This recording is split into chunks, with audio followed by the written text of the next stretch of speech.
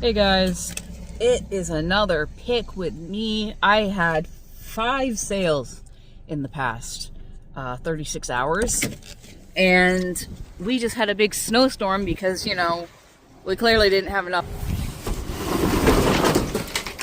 Whoa. Okay.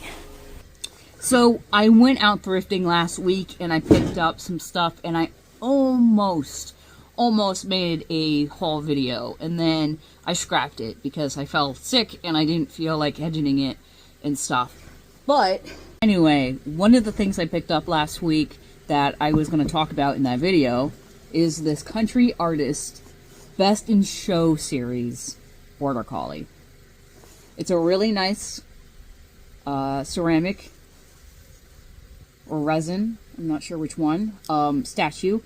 I've only ever found 2 of these, this being one of them. The other one was a beagle, and it was missing an ear. I picked it up for free back when I very first started thrifting, and I was like, no one's gonna buy this, but you know, at that point I had like maybe 6 things in my store, so I figured I'd give it a go.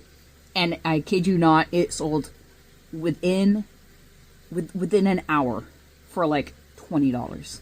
And I'm like, yeah, I probably could have gotten a lot more for that, given how fast it sold. But I was just lucky and happy to have sold it because, you know, I got it for free and I was just getting started. And so I've always kept an eye out for the Best in Show series statues whenever I go thrifting. And now it's been, I don't know how many years since I've been doing this, but I finally found another one. So I found this last week. It was $2 at Goodwill. This one's actually like brand new. There's like maybe a little bit of white stuff there. I think it's just needs to be wiped off. It's a little dusty. I think someone had it in storage. It's got the tag and everything. I posted it and I received an offer of $40. It's going to a guy in Australia, and after taxes and fees and shipping and everything, he's over $100 into this little guy. So definitely a bolo. If you didn't already know to look out for these Country Artist Best in Show, keep an eye out for them. Now on to the next item. This next item I picked up not very long ago, I don't believe. I don't remember where I got it. It is a giant horned owl plush. It is a Melissa and Doug horned owl. It is pretty new. I'm pretty sure it came from the bins. That's like where I get all of my stuff. I really hate spending more than $5 on one particular item. Anyway, he sold on Mercari for $16.14 on offer. And I don't know how I'm going to ship him, but that will be a tomorrow me problem. Also, my little tip from me to you, because it causes me a lot of headache, is if you have a bundle of something, invest in some Ziploc bags to keep it together, because I always intend to do that, and then I don't, and then I end up digging in a bin for bundles. But I sold this bundle of Sonic toys on Mercari. It sold for $6.08. It comes with Doofenshmirtz, whatever the hell his name is.